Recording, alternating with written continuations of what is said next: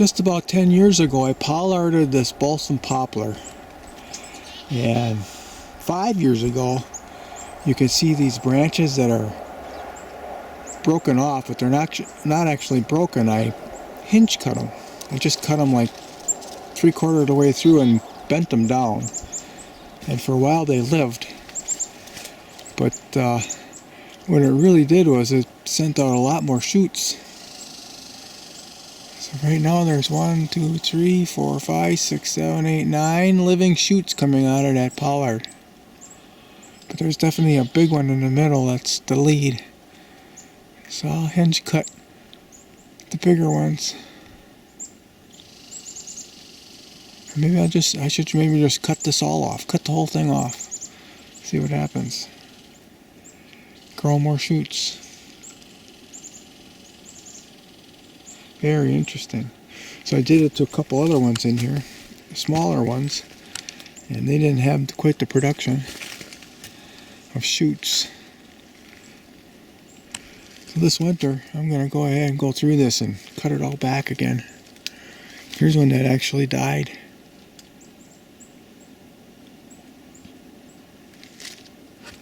Oh, these are maples. The maples died. Oh, they didn't like being pollarded. But then back here, this is a poplar that died. So they can die. I think these are choke cherries that are growing. These two younger ones. We'll pollard those too. I'm going to pollard this whole bunch of balsam fir. I need some brush for cover. And at the same time, it'll encourage them to keep growing their bottom branches. It's beginning to lighten up in here. I don't want it to be light. I want it to be thick. And the deer feel secure walking through here. I think that's a willow. Looks like I pushed it over. No. There's not a willow. I'll keep an eye on this one. First time I noticed it. Nice colored brown shoot. This is an area that I dug out 2 seasons ago. Meant to be a reservoir for the pond that's over there. When there's more water, it fills up, and then as everything starts to evaporate in the warm summer, then this recedes back into the pond,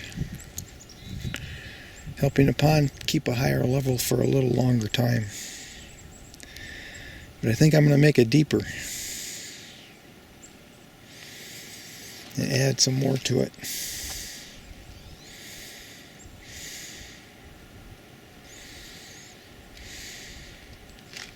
I use this area as a little deer food plot. I planted annual rye, some red clover in here. You can see some of it is still a little green.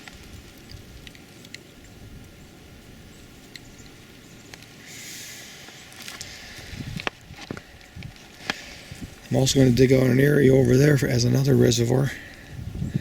Pipe it over. The black soil that's there I'll put over on here.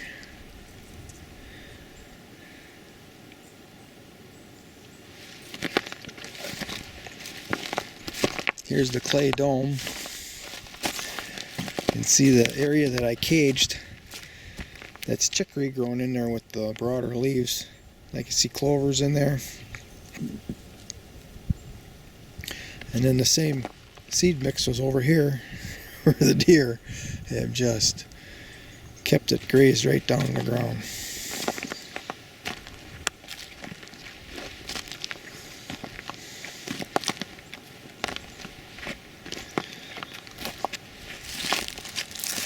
Some of the annual rye have made it.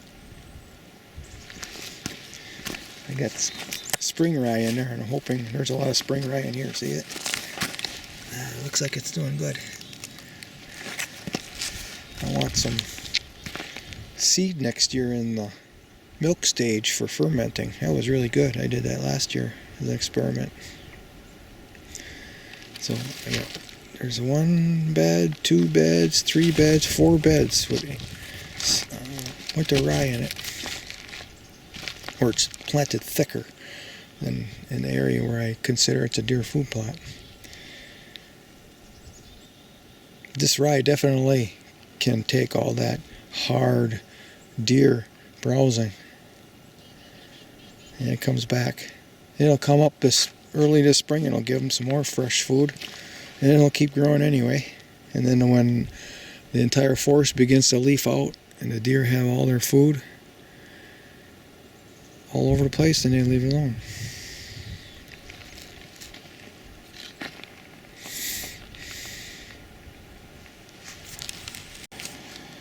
That's the level of the pond. That's its highest point. I'm not even sure where the runoff is, where the spillway is. I think it's over there. Yeah, it is over there. It's over there. But that's about where I want it to be. And walk on these rocks. And all these rocks serve as cover for tadpoles and all sorts of other life. I just saw a water beetle flying around in there. But these rocks are meant to be an area where the sun, this is the north side of the pond, and the sun beats down on them, and it produces, oh, there's a beetle right there too. I'd like to get one on video. But the sun shines down on here, and it creates little fissures, a place where oxygen can come into the water.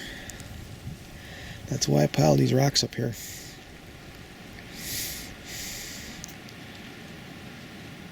I think like this big one can be rolled over and gotten to be closer to the water edge so it hits the water.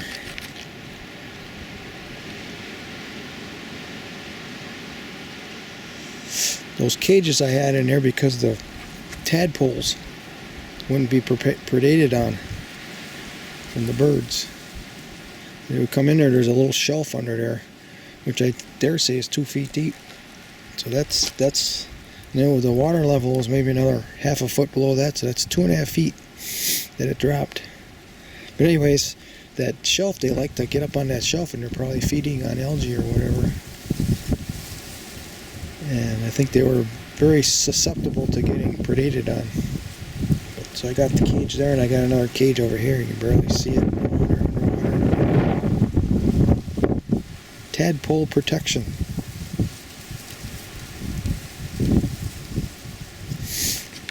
And these fingers I probably should have made deeper.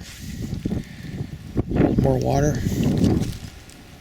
But I'm going to be bringing the machine back in so I can come back in here and redo it. Look at that clover, still green. That's red clover.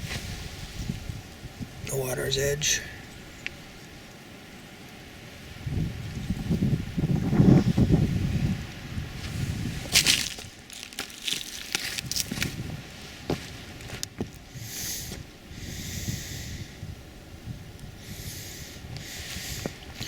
And here's the channel that I built that feeds that extra water into the pond.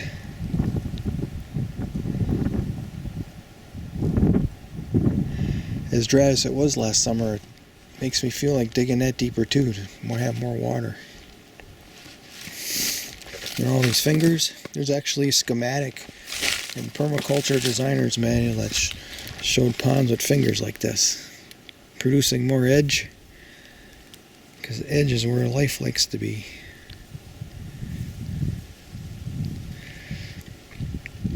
All these cattails are all going to migrate into these fingers. That'll be cover. Edge and cover.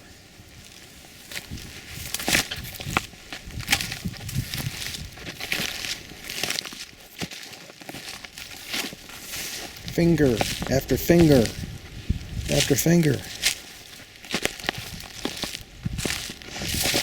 And they're all filled with water. I'm not going to deepen these out. These are pretty nice. We'll get some beautiful cattail growth in there. Tadpole protection. Paid $16 for a lily, a pond lily, and it's down in there somewhere. I had it right at the water's edge at 2.5 feet deep, so it's down there pretty far. We'll see what happens. I grew wild rice along this edge. Oh, yeah, on that edge too. And I made sure the seed got in there. The wild rice on the sun side and cattails on the shade side.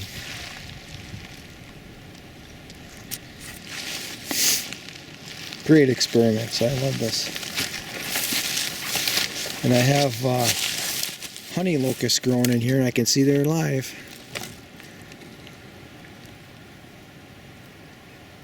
I bought them and planted them late, and they look pretty nice. This is the afternoon sun side of the pond, and I want... Here's another one here. That's limber. I want the honey locust to shade the pond from the afternoon sun. Reduce evaporation. I planted 2 of them in here thinking, well, one dies. I still have one. Hopefully 2 don't die. But if they both live, they'll get along. They're planted a yard apart. Meter for you Europeans that don't have the mind to figure out the imperial system.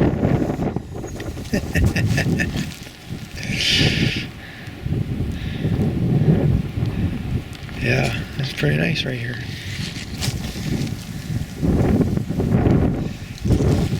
I actually have a culvert down 8 feet.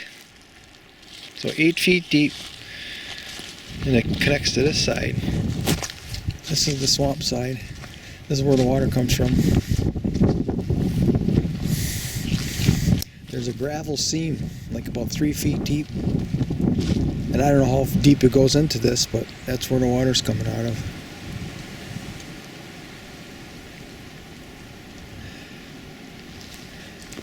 And I'm going to make another pond over here, a shallower one.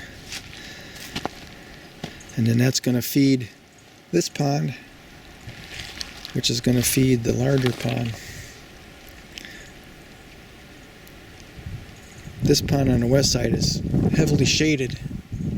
I don't have any hopes of growing very much here. I did plant a honey locust down in here somewhere. There's a nanny buried in here. But I'd like it to be shaded to reduce evaporation, totally shaded. I got another honey locust over here.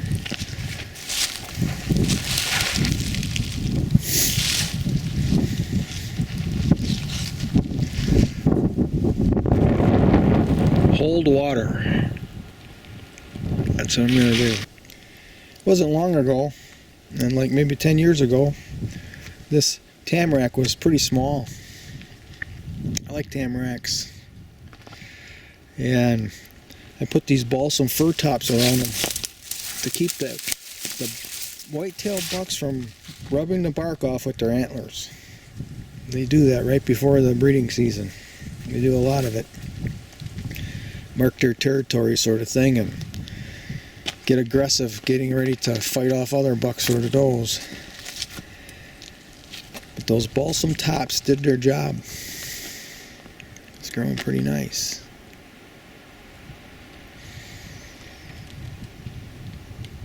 This canary grass isn't a food source for deer in the winter. Now, it's been documented that deer do eat canary grass when it's young. And I've been conducting experiments with canary grass over the last number of years, like maybe half a dozen, maybe longer, I don't know. I've been cutting this certain times of the year, and first it was in July. And it would stay green, but it didn't look that great. Into deer hunting season, rifle season, November 15th. And that's what I wanted. I wanted a greenery that the deer would eat or would attract deer during gun season. And I cut it in July. It did okay, but it didn't look that great. Then I did August, and the first year was really nice. So I did July and August. I cut it like 3 weeks apart, and that wasn't too bad. And then 2 years ago, it just didn't seem like I was getting the results I wanted. So this year I cut it September 1st. And look at how well it worked. Of course, I do have some annual ryegrass in here with it. And there's some clovers and bird's foot and a whole bunch of other wild plants. But it's basically the canary grass. Of course, cutting the canary grass down lets all these other plants to spring up new growth too. They don't get shaded out. See, that's where I busted one of the lawnmower. Well, I bent the shaft on one of the lawnmowers. I'm bringing a machine up this next year, next summer, and I'm gonna pop those rocks out of there. But I think this is it. September 1st. Look at the nice green. And here you can tell it attracted a buck. Look at that.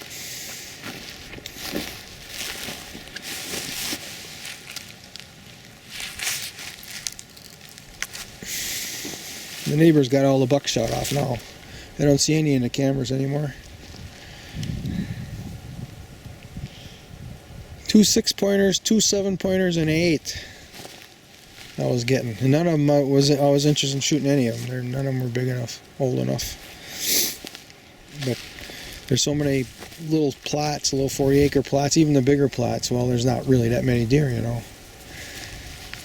And most people, they can't wait. They just don't have that desire. All they want is a deer.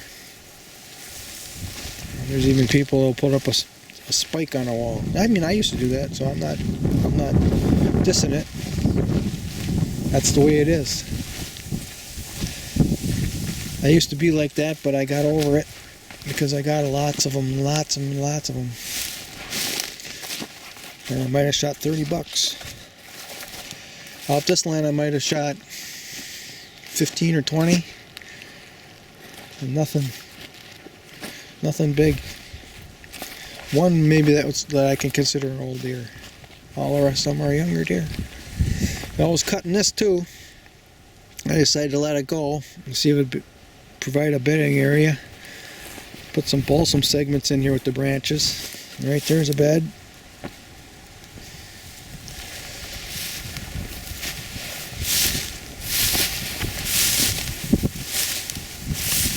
There was some beds in here earlier. I don't see anything now.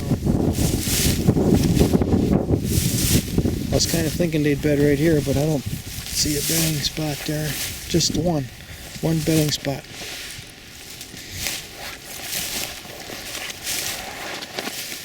It'll be a really good spot for does and their fawns, because the canary grass will be 2-3 feet high during that time. Look back at it, see it?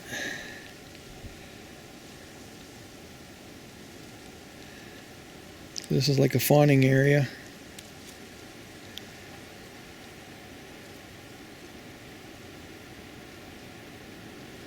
This area is also loaded with cedar, and you can see they're eating the tops off. So having that cedar is like having a food plot. Here's another one. It's getting 8 on here. There's another one. They got that really 8 down. This whole area here is full of them. My cedar tree deer food plot.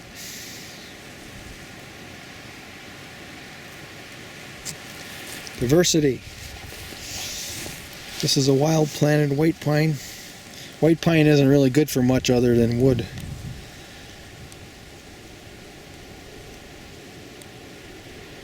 And I'm not interested in just wood. So I'll have a couple of them grow just for,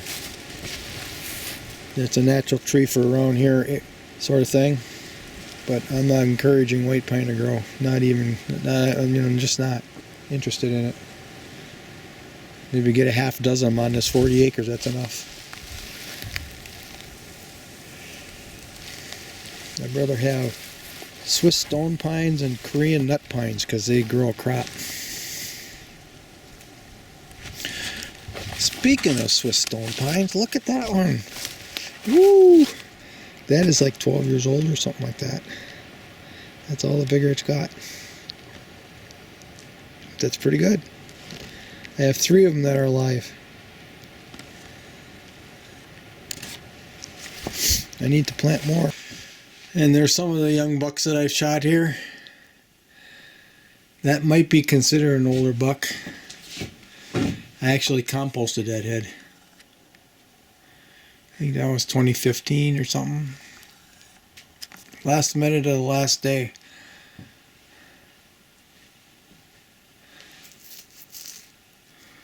The top one is the very first one I shot here, 1998. And I got lots of spikes and stuff. Spikes and 3-pointers and all of that.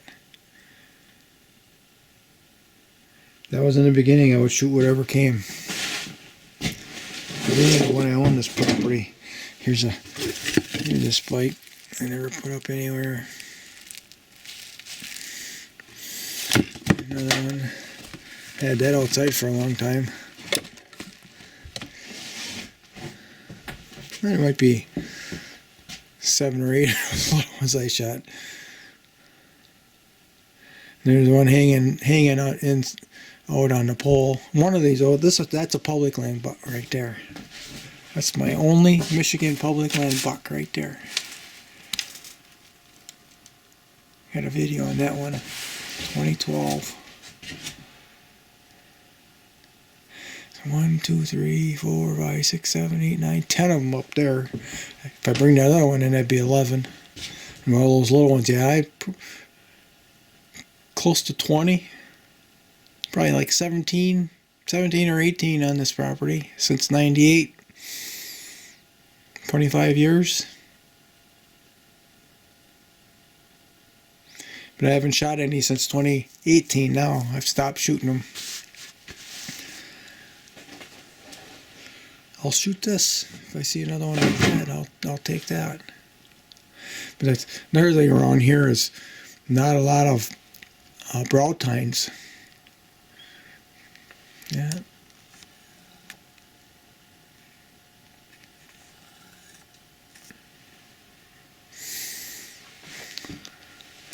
That top one I thought was a monster because the rack is kind of flat on one side. The mice started eating on it, so it might not be as flat, but I saw that flat part through the brush. I thought, oh, there's a big one. I was all excited. I blew that thing away because the bullet hit brush before it got to the deer and it was expanding, and the entrance hole was like 3 inches and the exit hole was like 8 inches. He fell like a rock right to the ground. But it's still a nice buck for me back then. And I actually shot a doe about 5 minutes after I shot him. So I dragged 2 deer out of the woods.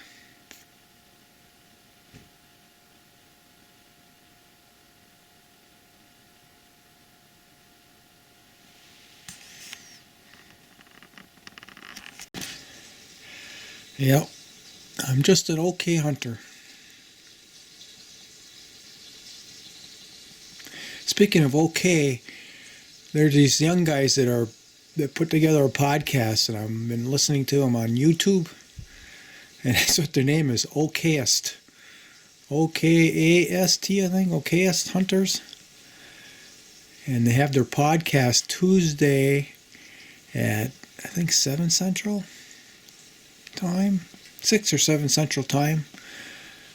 I was listening to them for a while, and I started calling in. They have a live call-in. You can tell your hunting stories. At least they're letting me tell my hunting stories. I called in, I think, the last 3 out of 4 of their podcasts. Tell little stories.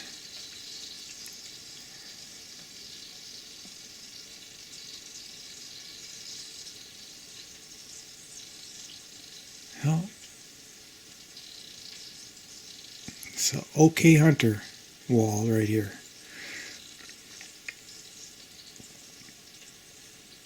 Some people would call it the wall of shame. Yeah, you know, the guys that are obsessed or they have special land or you can get to be a very good hunter. And that's what I started to do starting 2019. Actually did get a pretty nice buck this year. Opening day in Wisconsin.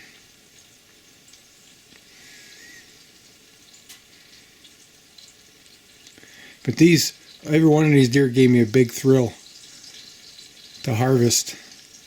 And in 2015 when I got that larger one, then I started thinking, I should just let these go. For quite a few years in a row, like 5-6 years in a row, I was shooting spikes and 3 points. I don't think I got a buck every year, but pretty close. And then I started letting those go. It wasn't as big a thrill. It was kind of a thrill to see them, and it wasn't big of a thrill. I had to shoot them. I started shooting these bigger ones. And I just graduated. When I got that larger one in 2015, it's like, I should just hold out. And it kind of makes sense, you let the spikes go, and the next year they're 5 points. But here, on this 40, there are so many 40s and so many hunters that, every year I could shoot one like my cameras have these other ones on every year. Bucks like this every year. But this year I actually had a 6 point and a 7 point that was a little thicker. They would have been older. Thicker racks. And they were actually deer that I've seen on my cameras. I watched them grow up here. And it makes sense, let the spikes go, you get these, you let those go, then you get the older ones. But up here, when the rut happens and you get these older ones, they go like nuts all over the place. They get shot. Or they're more kind of like homebodies when they're smaller, when they're younger. I don't know, there's a lot of variables, you never know.